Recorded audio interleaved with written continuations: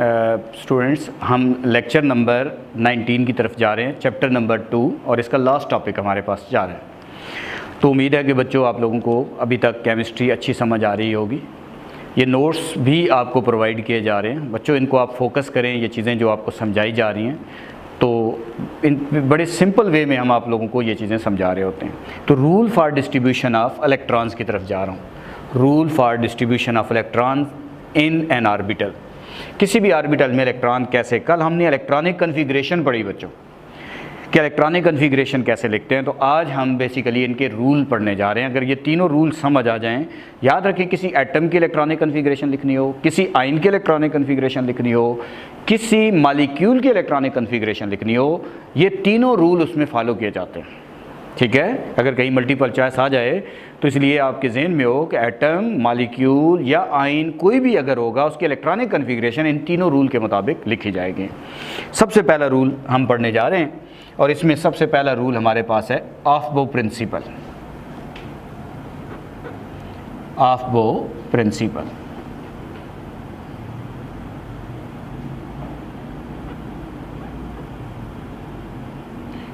जो ऑफ-बो principal basically ये क्या बताता है, ये कहता है किसी भी सब शेल के अंदर जब हम इलेक्ट्रॉन प्लेस करेंगे by increasing order of their energy level fill करेंगे। यानी कहने का मतलब है कि बच्चों कल हम जब इलेक्ट्रॉन फिल कर रहे थे तो जिस ऑर्बिटल की एनर्जी कम थी सबसे पहले इलेक्ट्रॉन उसमें फिल होंगे, जैसे जैसे एनर्जी बढ़ती जा रही है उसके मुताबिक हम इलेक्ट्रॉन जो है वो उसमें फिल करते जाएंगे। तो इसकी कुछ स्टेटमेंट अगर हम लिखना चाहें तो हम लिख सकते हैं according to this principle, according to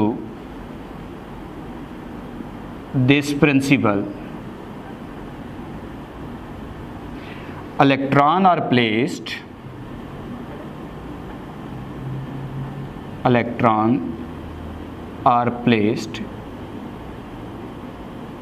in subshell by increasing order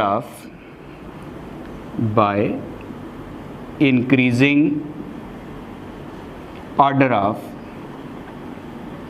their energy levels,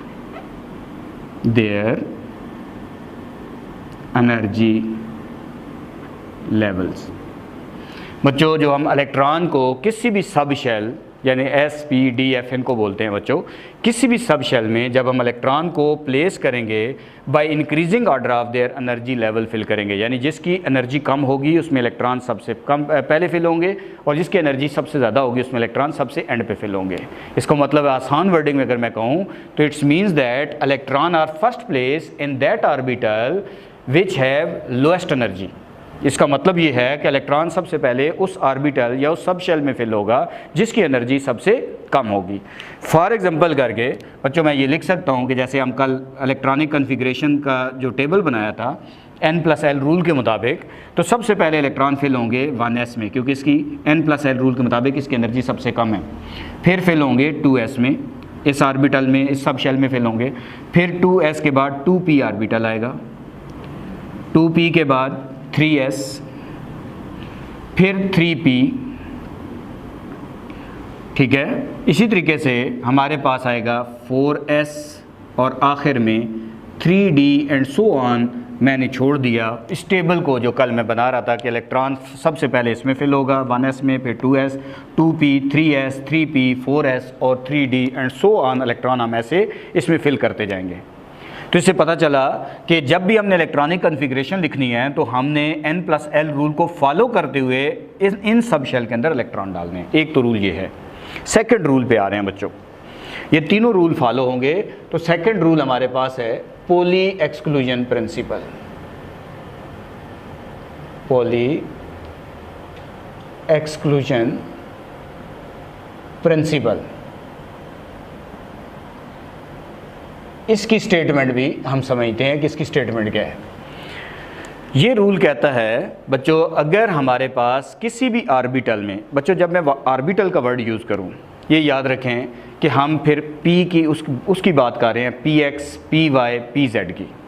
जब भी हम ऑर्बिटल की बात करते हैं तो हम p x, p y, p z या डी के डीजेनरेट ऑर्बिटल की बात कर रहे होते हैं। और जब मैं सब शेल कहूँ तो इसका मतलब है ओवरऑल तीनों की बात हो रही है, जैसे पी के तीनों की, p x, p y, p z. तो सब शेल का मतलब है जैसे पी एक सब शेल है और उसके अंदर जो डीजेनरेट ऑर्बिटल हैं, जिनको बाज़ केसेस में ऑर्बिटल भी लिख दिया जाता है, वो p x, p y, p z है। मैं अभी बात कर रहा हूँ कि किसी भी ऑर्बिटल में जो 2 इलेक्ट्रॉन फिल होंगे, उनके जो चारों क्वांटम नंबर हैं, जो हमने 4 क्वांटम नंबर पढ़े, वो एक जैसे नहीं हो सकते, बल्कि आसान वर्डिंग में ये कहें कि उनका जो स्पिन क्वांटम नंबर है वो हमेशा चेंज होगा। ठीक है, हमारे पास कोई भी ऐसा ऑर्बिटल नहीं है जिसके अंदर 2 इलेक्ट्रॉन मौजूद हों और उनके चारों क्वांटम नंबर एक जैसे हों, बल्कि उनका हमेशा एक क्वांटम नंबर चेंज होगा, और वो कौन सा होगा? Spin quantum number. अभी मैं आपको समझाता हूँ, पहले इसकी स्टेटमेंट लिखते हैं। According to this principle, no two electrons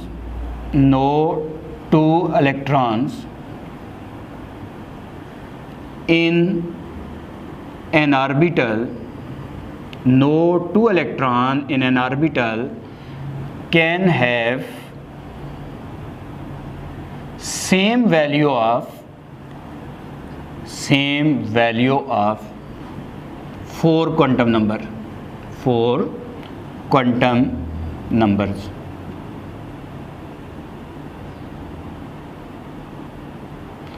No 2 electron in an orbital can have same value of 4 quantum number, यानी किसी भी ऑर्बिटल में जो 2 इलेक्ट्रॉन हैं उनके चारों क्वांटम नंबर एक जैसे नहीं हो सकते।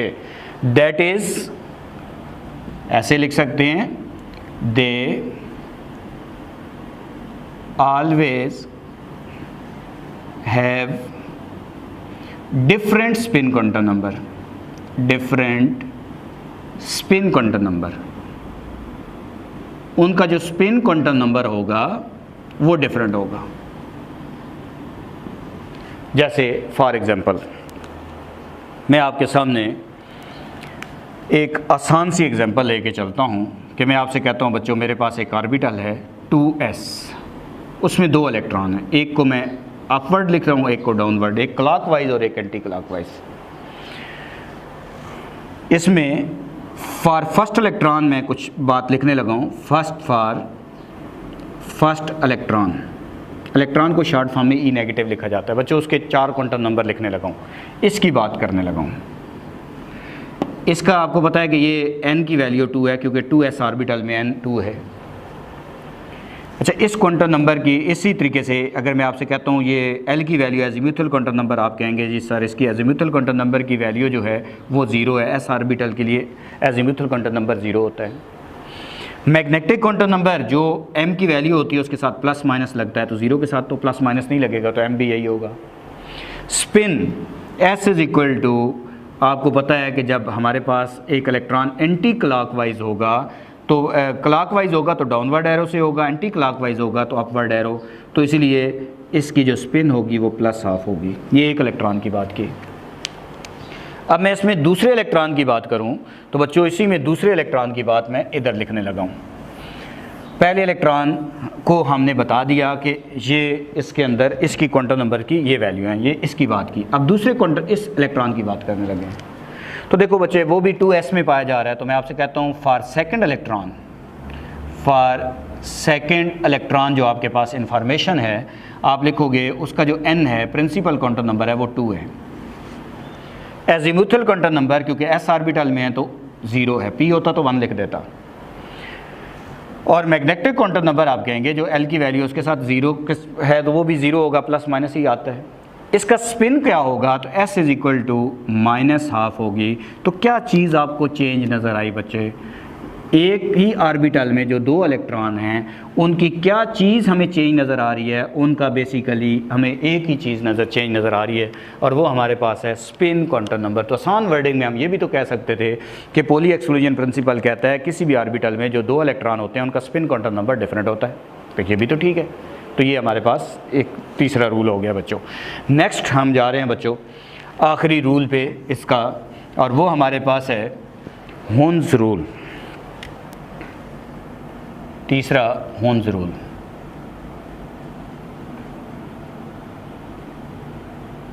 बच्चों ये रूल क्या कहता है? मैं ज़रा आसान वर्डिंग में पहले समझाता हूँ। ये रूल कहता है कि अगर हमारे पास डीजेनरेट ऑर्बिटल अवेलेबल हों, डीजेनरेट ऑर्बिटल वो होते हैं जिनकी एनर्जी बराबर होती है, जैसे px, py, pz, ये तीनों आपस में डीजेनरेट ऑर्बिटल हैं in the absence of magnetic field. Orbital having equal energy in the absence of magnetic field are called degenerate orbitals. मैं कहना चाह रहा हूँ बच्चों कि अगर हमारे पास डीजेनरेट ऑर्बिटल अवेलेबल हों और हम एक से ज़्यादा इलेक्ट्रॉन उनमें प्लेस करना चाहें, तो ये रूल कहता है कि आप उन डीजेनरेट ऑर्बिटल में अकेले अकेले इलेक्ट्रॉन फिल करोगे, बजाय इसके कि आप एक ही ऑर्बिटल के अंदर आप जो है उन्हें ओपोजिट स्पिन के साथ फिल करें, बल्कि वो सेम स्पिन के साथ डिफरेंट ऑर्बिटल में जो है वो फिल होंगे जिनकी एनर्जी आपस में बराबर है।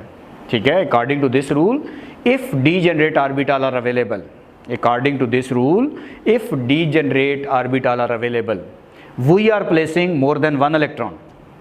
According to this rule, if degenerate orbital are available, we are placing more than one electron. अगर हम उनमें एक से ज़्यादा इलेक्ट्रॉन रखना चाहते हैं, they are placed in separate orbital with the same spin. They are placed in the separate orbital with the same spin, rather than they are placed in same orbital with opposite spin. यानी अगर हमारे पास एक से ज़्यादा electron मौजूद हैं, हम उनको प्लेस करना चाहते हैं, डीजेनरेट ऑर्बिटल हमारे पास अवेलेबल हैं, हम अकेले अकेले उनको फिल करेंगे, सेम स्पिन के साथ फिल करेंगे, बजाय इसके कि हम एक ही ऑर्बिटल में उनको अपोजिट स्पिन के साथ फिल कर दें। ये रूल कहता है। जैसे सपोज करें, मैं एग्जांपल से समझाता हूँ, तो बच्चों इसकी एग्जांपल समझने के लिए हमारे पास है, सपोज करते हैं नाइट्रोजन की एग्जांपल, एटॉमिक नंबर 7 है। मुझे कहा जाता है इसकी इलेक्ट्रॉनिक कन्फिग्रेशन लिखें according to Hund's rule. Write the electronic configuration of nitrogen according to Hund's rule. तो इसको कैसे लिखोगे बच्चे? 1s2 लिखेंगे, 2s2 लिखेंगे, ये इलेक्ट्रॉन क्लॉकवाइज एंटी क्लॉकवाइज लिखेंगे। अब हमारे पास 2p है, इसको ब्रेक करेंगे, 2px होगा, 2py होगा और 2pz होगा। मैंने 7 इलेक्ट्रॉन फिल करने थे बच्चों, 4 हो गए, तो मेरे पास 3 रह गए। इनकी एनर्जी आपस में बराबर है, तो सेम स्पिन के साथ ये अकेले अकेले फिल होंगे, बजाय इसके कि एक ही में मैं फिल कर दूँ। ये हुन्स रूल के मुताबिक फिलिंग की है। अगर मेरे पास नेक्स्ट ऑक्सीजन आ जाता है, तो अब अगला इलेक्ट्रॉन जो है वो किसी एक में पेयरिंग हो जाएगी, जैसे 1s2, 2s2 और फिर आ जाएगा 2px, 2py, 2pz। अब आपको पता है कि 8 इलेक्ट्रॉन फिल करने हैं, 4 हो गए, 5, 6, 7। बच्चों हुन्स रूल के मुताबिक यहाँ 7 फिल हो गए। अब नया इलेक्ट्रॉन आ रहा है तो वो इसमें पेयरिंग करेगा। अगर यहाँ एटॉमिक नंबर 9 होगा तो नेक्स्ट इसमें आ जाएगा, अगर एटॉमिक नंबर 10 होगा तो नेक्स्ट इसमें आ जाएगा, फिर अगला ऑर्बिटल जो है वो फिल होगा। तो ये आपके पास था बच्चों हुन्स रूल। अब एक छोटी सी डेफिनेशन इस चैप्टर के बिल्कुल लास्ट में लिखी हुई है, हालांकि इस डेफिनेशन को बेसिकली अगले चैप्टर केमिकल बॉन्डिंग के अंदर बड़ी डिटेल से डिस्कस किया गया है, लेकिन हम इसको भी यहाँ पे कवर करने की कोशिश करते हैं। बच्चों हमारे पास है मैग्नेटिक प्रॉपर्टीज़, 2 डेफिनेशन दी हुई हैं मैग्नेटिक प्रॉपर्टीज़। तो हम नेक्स्ट डेफिनेशन मैग्नेटिक प्रॉपर्टी की करने जा रहे हैं। मैग्नेटिक प्रॉपर्टीज़, ये बच्चों आप केमिकल बॉन्डिंग वाले चैप्टर में नेक्स्ट जो केमिकल जो बॉन्डिंग है उसके अंदर, यानी नेक्स्ट हमारा थ्योरीज वाला जो चैप्टर है उसके अंदर बड़ी डिटेल से हमने पढ़ना है। मैग्नेटिक प्रॉपर्टीज़ 2 तरह की होती हैं। एक हमारे पास है पैरामैग्नेटिक सब्सटेंसेस होती हैं, पैरामैग्नेटिक सब्सटेंस। एक हमारे पास है दूसरी type diamagnetic substance, diamagnetic substance. इन दोनों में फ़र्क क्या है? पैरामैग्नेटिक सब्सटेंस उसको कहते हैं substance which is attracted in magnetic field, substance which is attracted in magnetic field due to the presence of unpaired electron is called paramagnetic. Substance which is attracted in magnetic field due to the presence of unpaired electron is called paramagnetic. बच्चे जब unpaired electron का मतलब अकेले electron, ऐसी चीज़ जिसको magnetic field में रखा जाए वो मैग्नेटिक फील्ड में अट्रैक्ट हो, अनपेयर्ड इलेक्ट्रॉन अकेले इलेक्ट्रॉन की वजह से उसे पैरामैग्नेटिक कहते हैं। और याद रखें बच्चों, paramagnetic substances are more reactive than diamagnetic. Paramagnetic substances ज़्यादा रिएक्टिव होती हैं डायामैग्नेटिक सब्सटेंसेस से। अगला चैप्टर जब मैं पढ़ाऊंगा तो वहाँ क्वेश्चन पूछूंगा, मैं कहूँगा why oxygen is more reactive then nitrogen, तो आप कहेंगे oxygen is a paramagnetic, nitrogen is a diamagnetic. तो बच्चों ये बेसिकली पैरामैग्नेटिक ज़्यादा रिएक्टिव होती हैं, तो इसलिए हमें पता है कि ऐसी सब्सटेंस जिसको मैग्नेटिक फील्ड में रखा जाए वो मैग्नेटिक फील्ड में अट्रैक्ट हो उसे पैरामैग्नेटिक कहते हैं। जैसे मैं कहूँ फॉर एग्जांपल, तो आप कहेंगे जी हमारे पास ऑक्सीजन है, इसके पास अकेले इलेक्ट्रॉन है, ये पैरामैग्नेटिक है, जब ये मॉलिक्यूलर ऑर्बिटल थ्योरी से एक्सप्लेन होता है। या आयरन है, अगर आप इसकी इलेक्ट्रॉनिक कन्फिग्रेशन लिखें, इसमें अनपेयर्ड इलेक्ट्रॉन है, जितने अनपेयर्ड इलेक्ट्रॉन ज़्यादा होते हैं पैरामैग्नेटिज्म इतना ज़्यादा होता है। मैं आपसे मल्टीपल चॉइस ये पूछ सकता हूँ कि मुख्तलिफ एलिमेंट दे के मैं आपसे कहता हूँ इनमें से सबसे ज़्यादा पैरामैग्नेटिक करैक्टर किसका है, तो आप उसमें अनपेयर्ड इलेक्ट्रॉन देखेंगे। जैसे मैं आपसे कहूँ बच्चों एटॉमिक फॉर्म है ऑक्सीजन, वैसे ऑक्सीजन जो है बच्चे मॉलिक्यूलर फॉर्म में ऑक्सीजन पैरामैग्नेटिक है, नाइट्रोजन डायामैग्नेटिक है, ये अगले चैप्टर में पढ़ेंगे।